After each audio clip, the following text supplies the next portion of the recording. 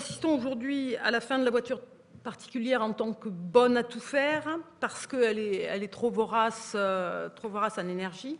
Et donc, on va vers une spécialisation des modes et une grande diversité, une espèce de ce que les Canadiens, les Québécois appellent le cocktail transport.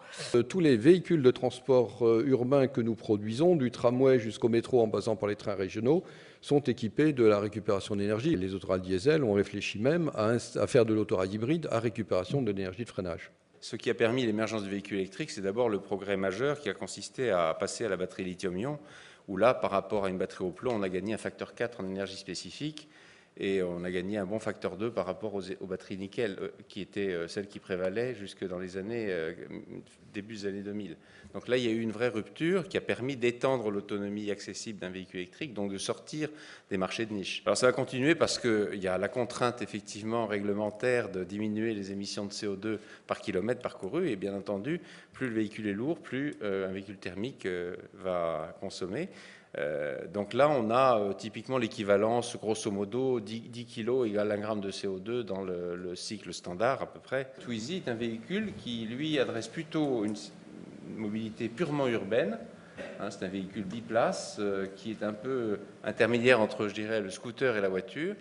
Et puis la Zoé qui, elle, est un véhicule plutôt périurbain qui est fait pour les gens qui vivent dans ces villes de plus en plus étendues, même si elles sont moins étendues qu'aux États-Unis. Néanmoins, la population s'urbanise, mais s'urbanise aussi en s'étalant. Quelles sont aujourd'hui les voies vers lesquelles on se tourne pour réduire la consommation de carburant? Il y a 3 voies.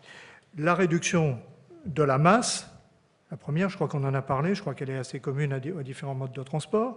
La réduction de la traînée aérodynamique, ça c'est peut-être plus particulier ou plus accru sur la question des transports aériens, et la réduction de la consommation spécifique des moteurs.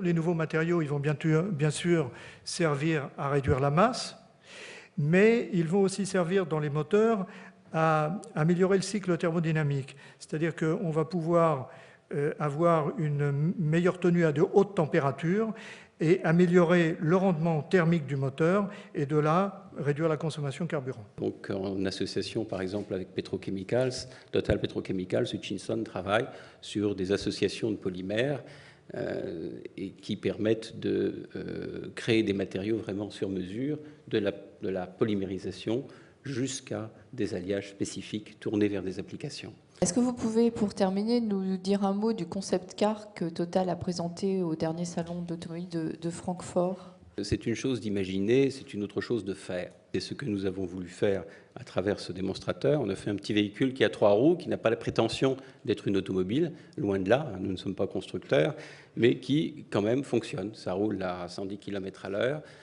Aujourd'hui, il a un peu plus de 100 km d'autonomie avec 70 kg de batterie. C'est une batterie lithium-ion classique qu'on trouve sur le marché. Nous allons augmenter son autonomie assez considérablement en travaillant un peu plus sur la masse avec des structures composites et puis en travaillant également sur la récupération d'énergie, donc avec nos systèmes de supercapacité.